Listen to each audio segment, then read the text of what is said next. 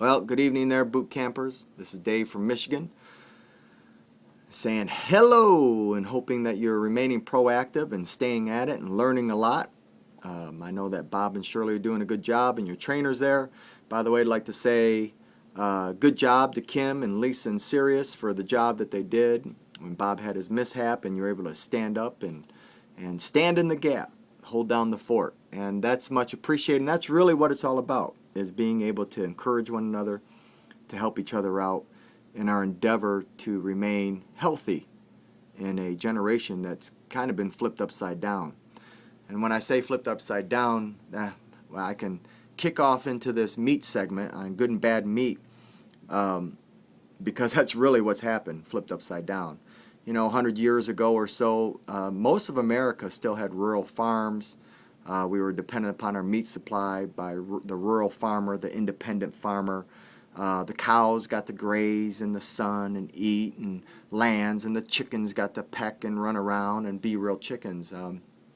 But since then, those days are long gone, and now we have the big mega farms. We have these huge conglomerations and slaughterhouses, these central meat packing places where all of this produce is pushed in and pushed through, packaged in these pretty packages for you and me.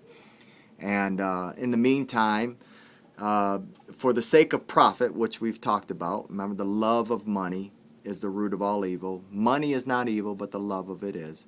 Well, when it becomes your God, who cares about anything else? And so for the sake of profit and getting that meat to the store as quickly as possible, comes the hormones. You get the growth hormones that are pumped into the cow and pumped into the chicken and pumped into the pig, and the antibiotics and the genetic manipulations that are being done, the GMOs and all these things that are happening. It's like Frankensteins of our food produce. And that's all for the sake of getting them plumped up, primed up, and ready for the shelf as quickly as possible to make the biggest buck as fast as possible.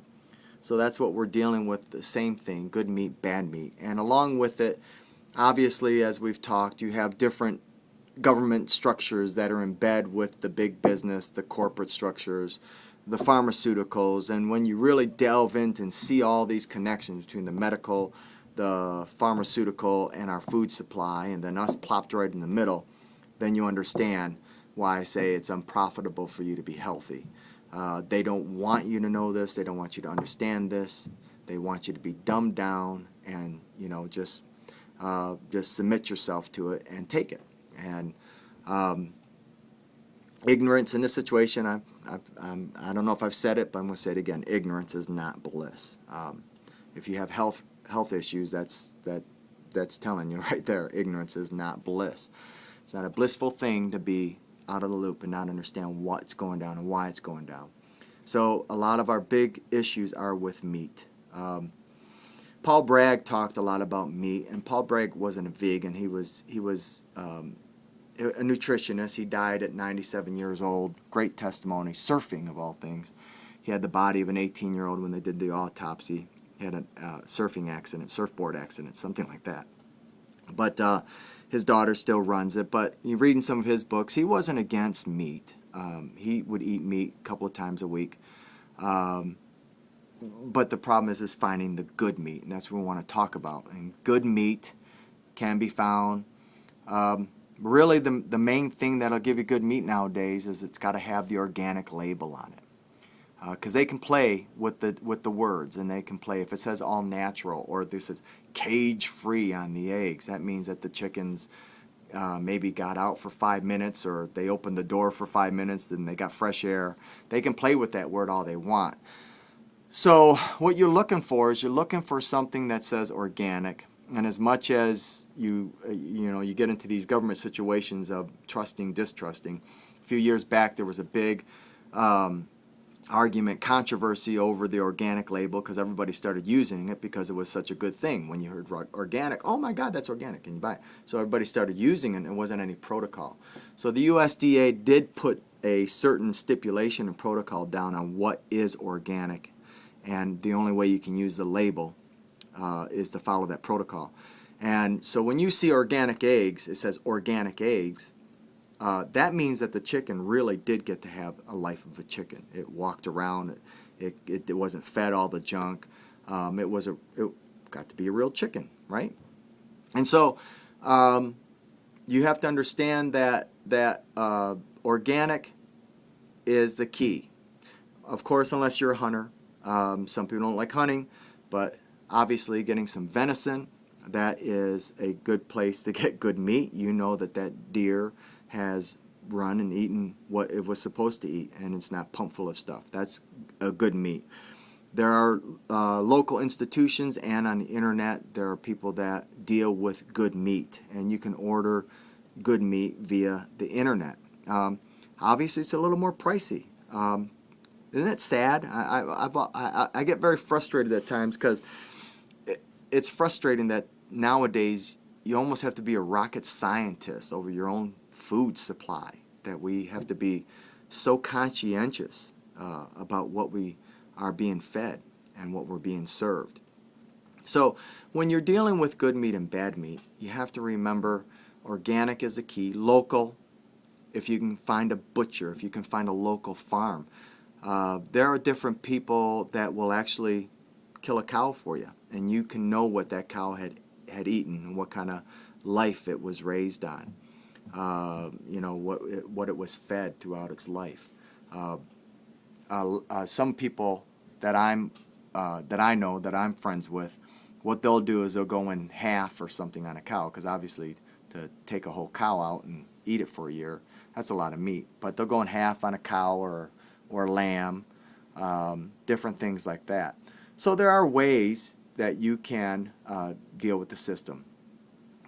But we have to remember that there's a lot of things going on that are just disgusting, and when you go to the grocery store, just know for the most part, 90% of it, if not higher, is bad meat.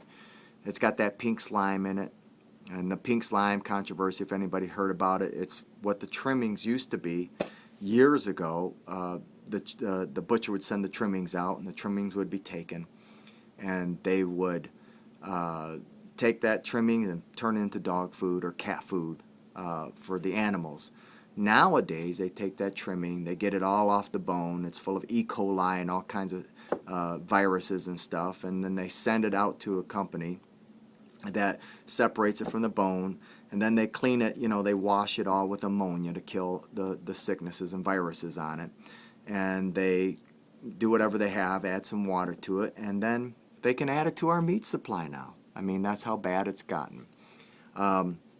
Matter of fact, if they need to extend the meat a little bit, they're allowed to add up to 15% pink slime to your meat.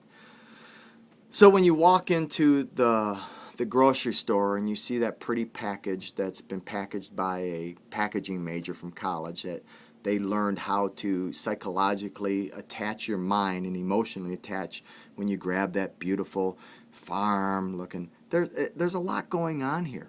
I mean, a lot of behavior, psychological things.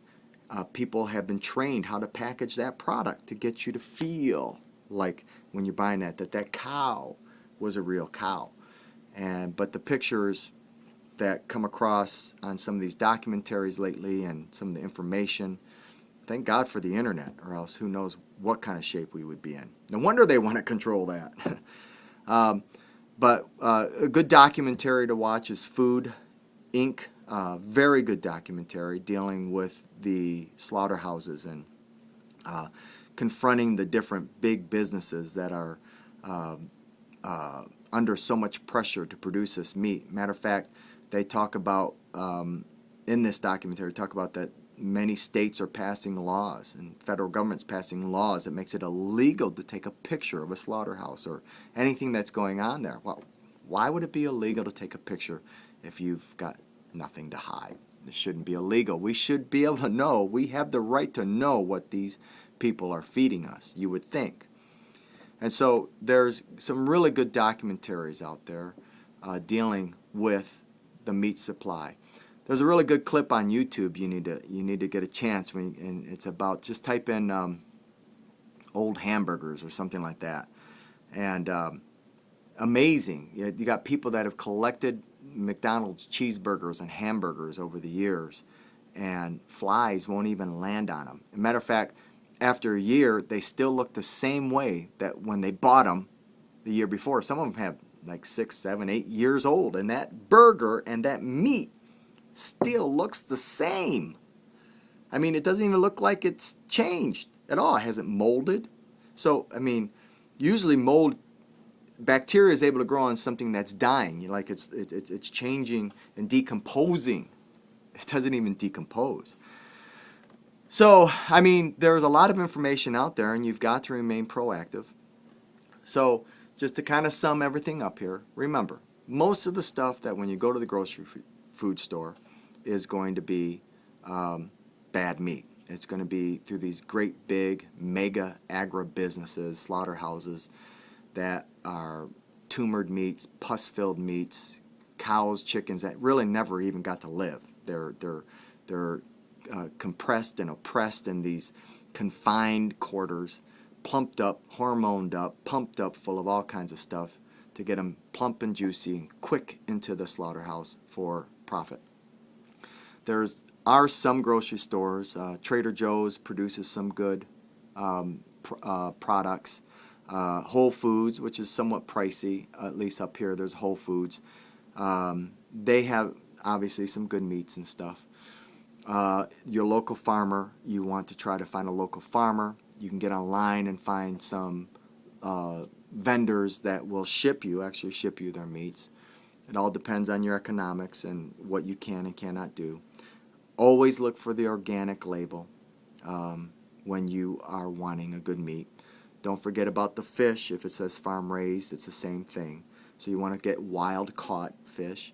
And then one of the things with the fish, you want to get more to the north, the Arctic oceans and things like that, because so many of our oceans have been so polluted that a lot of the fish are coming up toxic with mercury and high levels of toxic elements like that.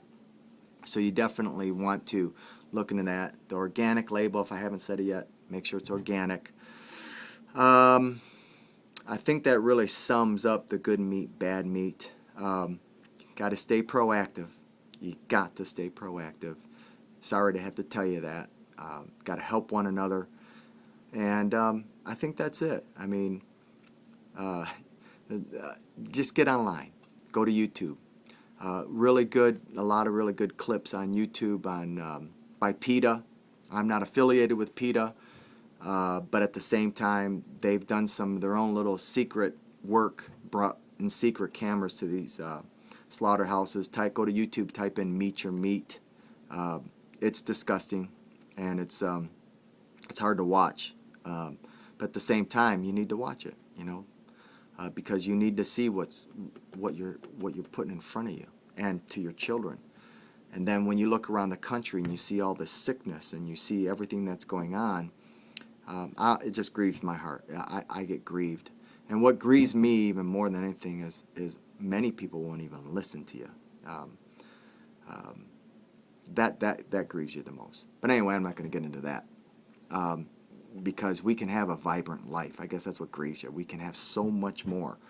There's just so much more of life available. And so many times we end up settling for the mediocre, the second, third, or fourth best life when there's so much more available.